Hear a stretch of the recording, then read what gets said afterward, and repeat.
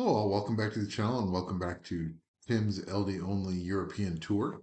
It's episode 5. And we're just going to do two quick things in this episode. I've been getting a lot of questions about how do you beat TOA Hard level 67, the double Akromas. So we'll get to that in just a second, but I just wanted to give a quick shout out to my guild, Celestial.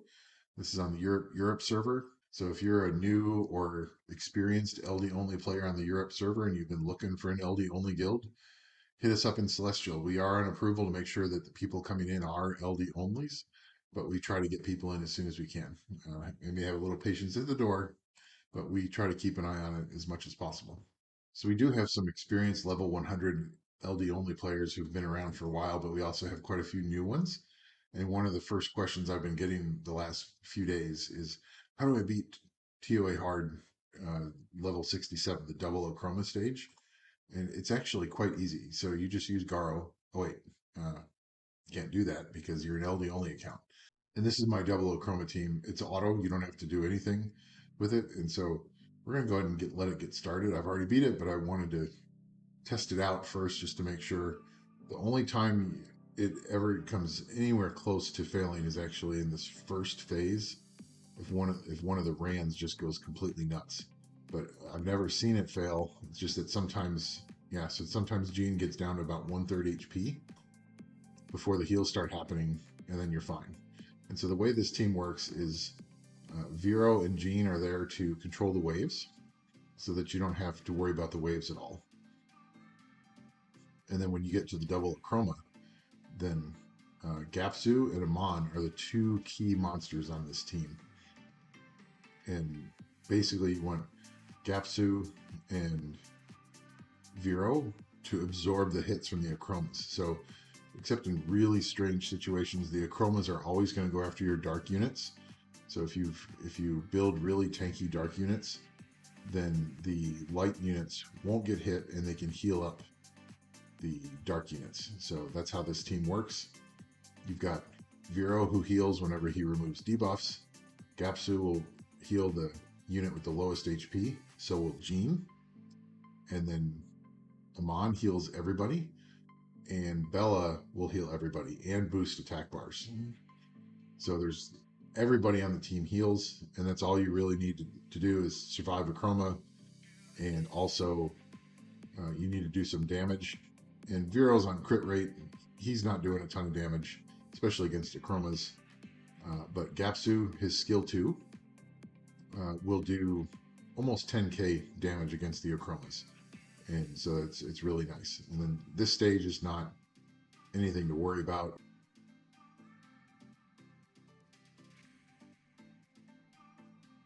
Yet, this team's great. Just build it.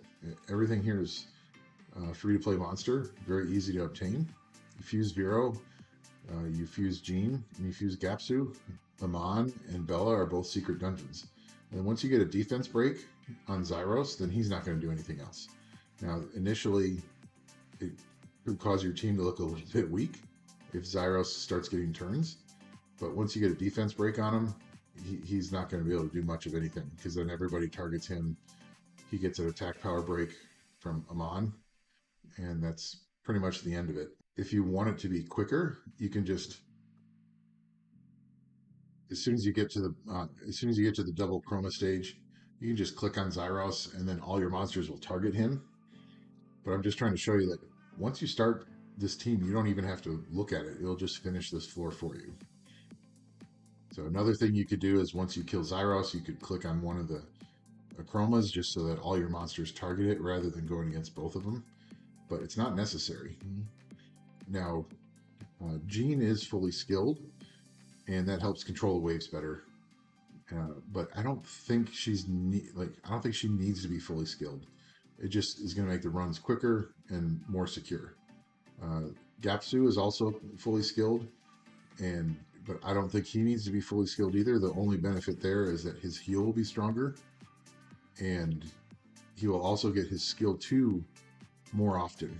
So that's how skilling him up helps. And you can see when he's hitting, so when Gapsoo does his skill 1, it's about 1200 damage, and it's pretty consistent. It sticks it.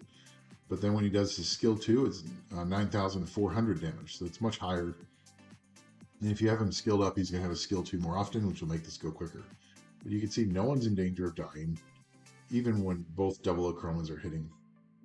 Um, and it's just a matter of time.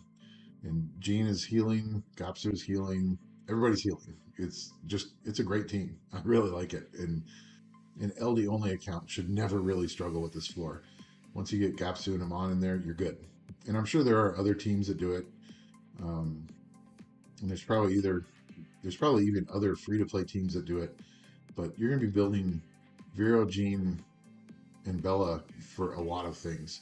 I use Ahman in a lot of places, so I've already built him. And Gapsoo is really good for PvP and Siege, and even in RTA, lower level RTA, lower level arena. He can be a good turn 2 team member. And you can see, there you go. At the very beginning, Zyros got one big hit in, took everybody down to about 50% HP, but then all the healing kicked in, everybody got healed up.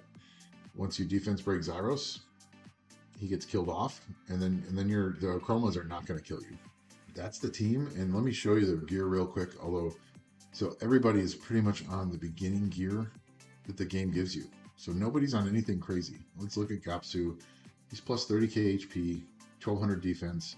I did make him fairly quick because you want him to be taking more turns than the rest of the team. I have his accuracy up, but it's not really needed in this particular situation. I have his accuracy up for other reasons. And then he's on violent energy just to get him a ton of HP. So he's on speed, HP, and nothing's grinded. He's on an HP relic. He's on an 2 HP artifacts, and I did focus the artifacts a little bit on damage taken from light, -10, crit damage -4. The other one is crit damage -7. So he's reducing the amount of damage he's taking from the Akromas, and that is kind of important. So that's how Gapsoo is built. Vero is still on his double fight shield. I haven't changed him at all from Giant's Abyss Hard. This is the same gear. So defense, crit rate, HP, and again he's on defense on slot 2 because he's got 27 speed from a quad speed roll, the only one in the account. So I've done other videos where I go into his gear more, but it's not really necessary here.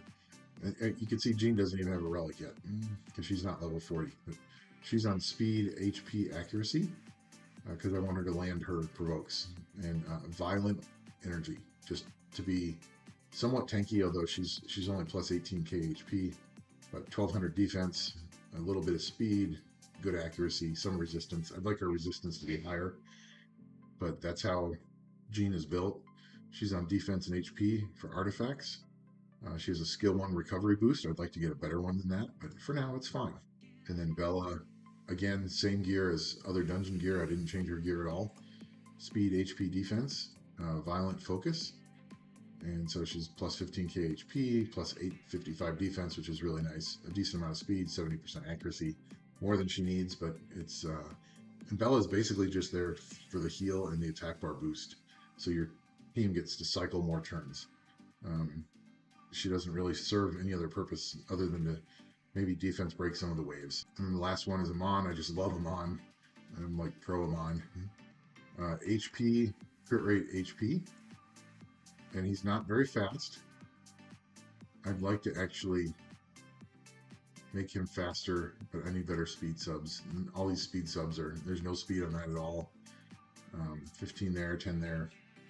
But he's plus 21k HP, so he's over 30k HP. Defense needs to be higher, speed needs to be higher, 100% crit rate. Accuracy doesn't matter on this floor. So that's the team. It's really simple. It works really well. And if you're an LD only account, you're going to build most of those units anyway, so build them, and you never have to worry about TOAH 67 again. It's pretty nice. So that's it for this video. I've had quite a few people asking me about this, so I wanted to drop this video real quick to get it out. This removes one of those roadblocks to completing TOAH hard every month, and you're good to go. So until the next video, see ya.